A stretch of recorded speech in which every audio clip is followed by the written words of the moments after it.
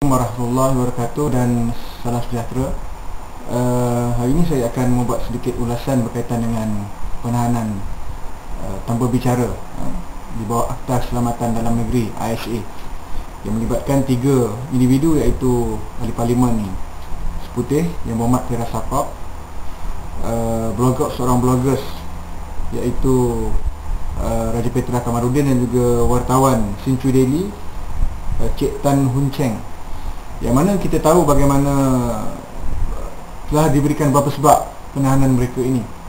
Bagi pihak Dewan Pemuda PAS Negeri Johor, kami telah membuat keputusan semalam, iaitu kami membantah kerajaan Malaysia menahan ketiga-tiga individu ini di bawah Akta Keselamatan Dalam Negeri ISA.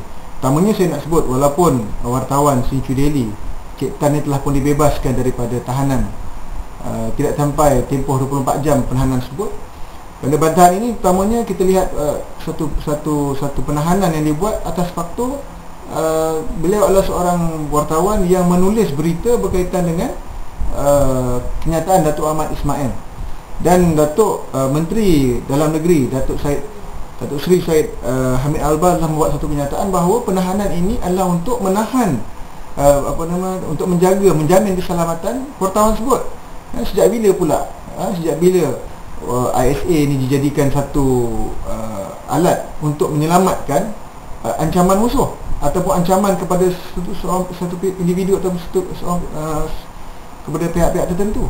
Ini sudah tentu menjadikan satu persoalan yang cukup memalukan kepada negara kita apabila alasan bahawa ISA wartawan tersebut ditahan di bawah ISA untuk menjamin keselamatan beliau sudah tentu menjadi satu perkara yang memalukan kita. Dan seterusnya kita melihat bagaimana bantahan-bantahan daripada pelbagai pihak yang menyebut tentang yang tidak sepatutnya dibuat oleh kerajaan untuk menahan seorang wartawan di bawah ISA. Sudah tentu walaupun beliau dibebaskan, kita mahu pada hari ini pihak keselamatan, pihak polis sendiri untuk membuat kenyataan, memperjelaskan. Polis mesti memperjelaskan kenapa polis mengambil sikap untuk menahan beliau di bawah ISA. Kenapa tidak ditangkap, diletakkan di bawah di lock up sebagainya, ataupun disembunyikan seperti mana yang telah dibuat kepada Saiful Bukhari, yang dinyorokkan di mana-mana di tempat-tempat tertentu yang tidak diketahui atas faktor keselamatan, ataupun kepada penyiasat sendirian bala yang telah dinyorokkan sampai ke hari ini tidak tahu di mana kecuali polis saja yang tahu.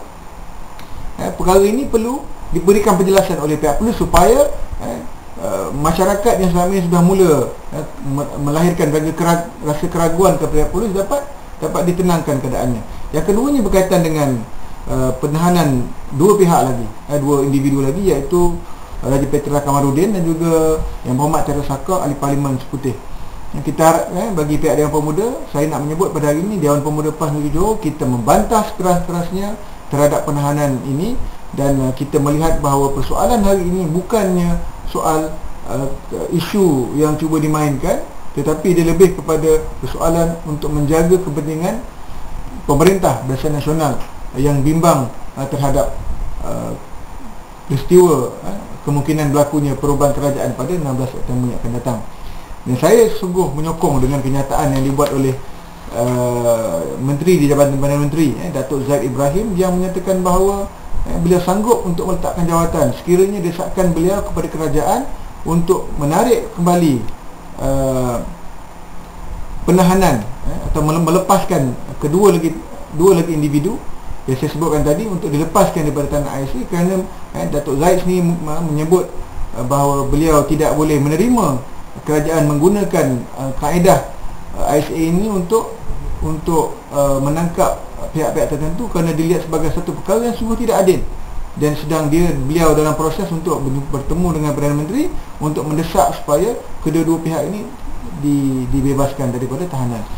Dan kita mengharapkan bahawa walaupun janganlah dijadikan ISA ini sebagai yang pertamanya memang kami membantah, kita membantah ISA, tapi jangan jadikanlah ISA ini sebagai satu alat untuk menyelamatkan pemerintah yang sedia ada pada hari ini, kerana mereka tidak ada bukti, tidak ada tidak ada perkara yang boleh dijadikan sebagai bukti untuk meletakkan kesalahan kepada pihak-pihak yang tertentu ini, maka ISA digunakan.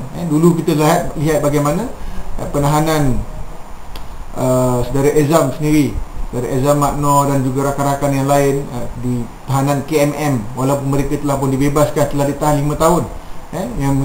Yang katanya mereka ini ada pakatan sulit, ada molotov cocktail, ada senjata, ada itu sebagainya dan sebagainya, tapi sehingga hari ini tidak ada bukti yang boleh menyabitkan mereka terlibat dalam perkara tersebut. Dan saya yakin dan percaya bahawa perkara yang berlaku ini bukanlah kerana soal keselamatan, soal perkauman dan sebagainya, tetapi lebih kepada persoalan untuk menjamin kerajaan, menjamin pemerintah yang ada pada hari ini, Barisan Nasional yang didukungi oleh UMNO sendiri, untuk terus bertahan daripada berlakunya aliran kuasa dan juga kepercayaan rakyat yang semakin menebal, semakin tinggi terhadap Pakatan Rakyat akan diharapkan akan menurun. Mudah-mudahan peristiwa ini sebenarnya akan lebih memberikan semangat dan keyakinan kepada rakyat untuk memastikan bahawa kerajaan yang dipimpin oleh UMNO Barisan Nasional akan tumbang dalam masa yang terdekat ini. Wallahu a'lam. Assalamualaikum warahmatullahi wabarakatuh.